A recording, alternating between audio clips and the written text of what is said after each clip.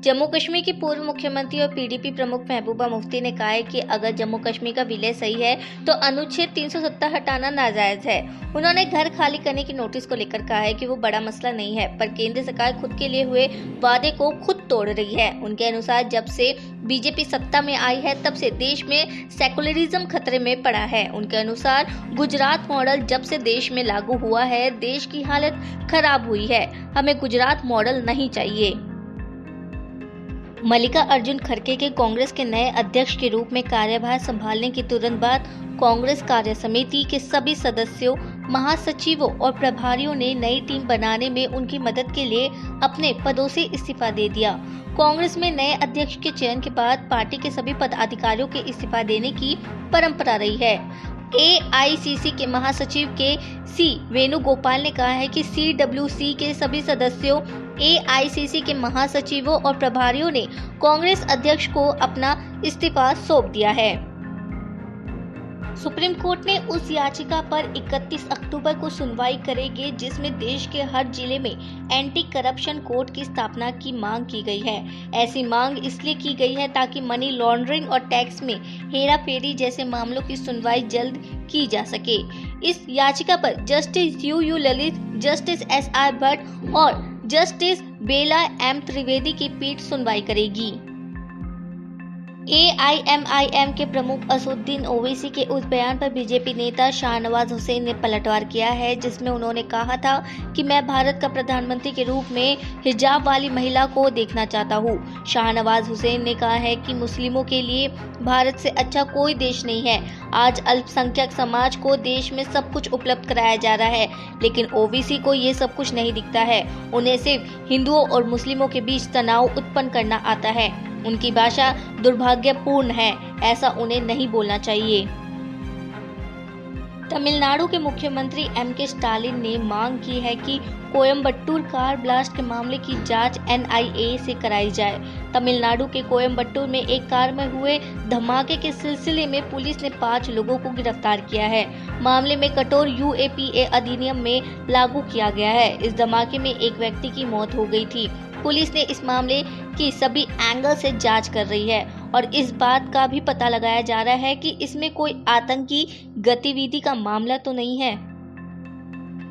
Britain के नए प्रधानमंत्री ऋषि सुनक ने बुधवार को अपने नए मंत्रिमंडल के साथ बैठक की। उनके पीएम बनने के बाद नई कैबिनेट की ये पहली बैठक थी। कैबिनेट की बैठक के बाद बाहर निकले मंत्रियों और सांसदों ने कहा कि पार्टी पूरी तरह से एकजुट है। किसान नेता राकेश टिकैत ने बिहार के मुख्यमंत्री नीतीश कुमार को एक पत्र लिखा है। टिकैत ने मांग की है कि बिहार में मंडी व्यवस्था बहाल की जाए। उन्होंने इस पत्र में ये धमकी भी दी है कि अगर मंडी व्यवस्था जल्द ही बहाल नहीं होती है तो बिहार में किसानों का एक बड़ा आंदोलन शुरू किया जाएगा। पाकिस्तान के प्रधानमंत्री शहबाज शरीफ अगले सप्ताह चीन की 2 दिवसीय यात्रा पर जाएंगे और राष्ट्रपति शी जिनपिंग से मुलाकात करेंगे। पाकिस्तान के विदेश मंत्रालय ने बुधवार को ये जानकारी दी। चीन यात्रा के दौरान शरीफ रणनीतिक सहयोग साझेदारी की समीक्षा करेंगे और क्षेत्रीय तथा वैश्विक विकास पर विचारों का आदान प्रदान करेंगे। चीन की कम्युनिस्ट पार्टी की हाल ही में संपन्न ऐतिहासिक 20वीं राष्ट्रीय कांग्रेस के बाद शरीफ चीन का दौरा करने वाले पहले विदेशी नेता हो गए। 20वीं राष्ट्रीय कांग्रेस में राष्ट्रपति शी को सत्ता में अभूतपूर्व तरीके से 5 साल के तीसरे कार्यकाल की मंजूरी दी गई। राजस्थान के बारां में राष्ट्रीय सभ्य सेवक संघ के जिला प्रचारक के पास पाकिस्तान के नंबर से धमकी भरा कॉल आया। इसमें उन्हें धमकी दी गई और कहा गया कि आरएसएस छोड़कर मुस्लिम धर्म अपना लो वरना बुरा हाल किया जाएगा। ये भी धमकी दी गई कि उनके हाल कन्हैया जैसा कर दिया जाएगा। पीड़ित ने पुलिस में मामला दर्ज करवाया है। पुलिस ने मामले की जांच कर गांव के एक युवक को गिरफ्तार किया है। आरोपियों ने स्कूपिंग ऐप के जरिए विदेशी नंबर से कॉल किया था। उत्तराखंड के पूर्व डीजीपी बीएस सिंधु और 7 अन्य लोगों के खिलाफ पुलिस ने मामला दर्ज किया है। इन सभी लोगों पर गैर कानूनी रूप से जंगल की जमीन कब्जाने और 25 पेड़ काटने का आरोप है। ये केस देहरादून के राजपुर पुलिस स्टेशन में मसूरी डिविजनल फॉरेस्ट ऑफिसर की ओर से दर्ज कराया गया है। इसके लिए उत्तराखंड सरकार की अनुमति भी ली गई है। मल्लिका अर्जुन खड़गे के कांग्रेस अध्यक्ष बनने पर पार्टी नेता सचिन पायलट ने खुशी जाहिर की है। उन्होंने कहा है कि कांग्रेस के पास पूरी पारदर्शिता के साथ निष्पक्ष चुनाव कराने की क्षमता है। सोनिया और राहुल गांधी हमेशा हमारे नेता रहेंगे। हम अब आगामी चुनाव की तैयारियों में जुटेंगे। इसके साथ ही उन्होंने कहा है कि उदयपुर में तय हुआ था कि पार्टी के 50% पद उन कार्यकर्ताओं को दिया जाएगा जिनकी उम्र 50 साल से कम है। सभी ने इस पर हामी भरी थी। खड़गे ने कहा था कि वह अध्यक्ष बनते ही इसे जल्द से जल्द लागू करेंगे। ऐसे में ये लागू हो सकता है। अरविंद केजरीवाल की ओर से भारतीय करेंसी पर भगवान गणेश और लक्ष्मी जी की फोटो छापने की मांग किए जाने के बाद बीजेपी और आम आदमी पार्टी के बीच आरोप प्रत्यारोप का दौर जारी है। इस बीच आप नेता नरेश बालियान ने कहा है कि अगर बीजेपी वालों को गणेश लक्ष्मी जी से दिक्कत है तो वे पाकिस्तान चले जाए। उन्होंने कहा है कि बीजेपी वालों को अगर हिंदुस्तान में रहना है तो लक्ष्मी जी और गणेश जी की जय बोलनी होगी। आज गुजराती नव वर्ष का प्रथम दिन है और इसी दिन ही माता लक्ष्मी और गणेश जी का विरोध बीजेपी वाले कर रहे हैं। मतलब साफ है कि इनके लिए हमारे हिंदू देवी देवता सिर्फ वोट के लिए बने हैं। अधर्मी बीजेपी का संहार करेंगे श्री गणेश।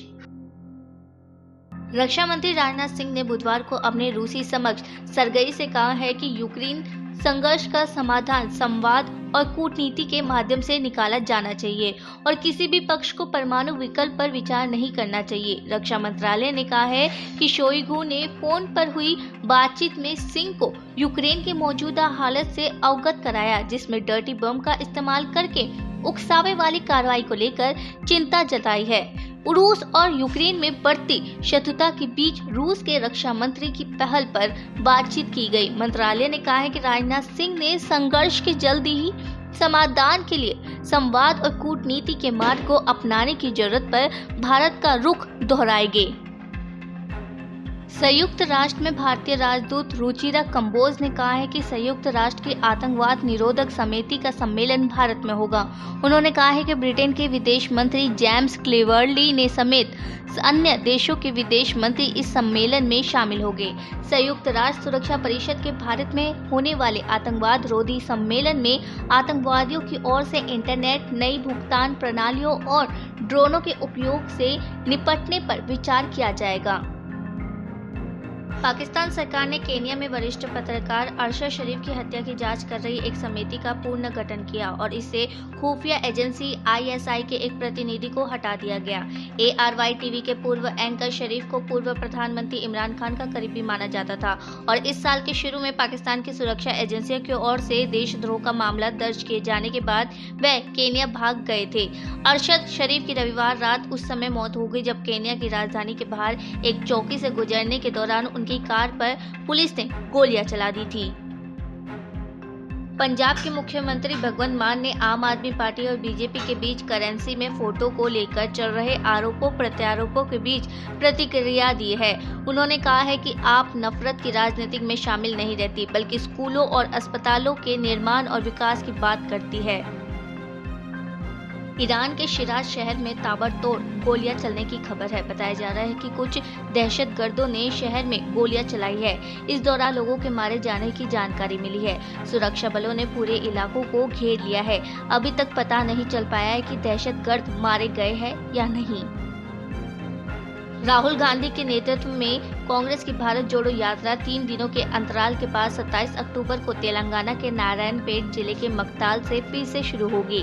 कर्नाटक में रायचूर से निकलने के बाद भारत जोड़ो यात्रा ने 23 अक्टूबर की सुबह गुडेबलेरू के रास्ते राज्य में प्रवेश किया था। पैदल मार्च के बाद रविवार दोपहर से 26 अक्टूबर तक 3 दिनों का विराम लिया गया था। यात्रा मकतल में 1122 kV सबस्टेशन से सुबह 6:30 बजे फिर से शुरू होगी और 3 किलोमीटर की दूरी तय करने के बाद गांधी संभवतः कन्याका परमेश्वरी मंदिरा में जाकर पूजा करेंगे।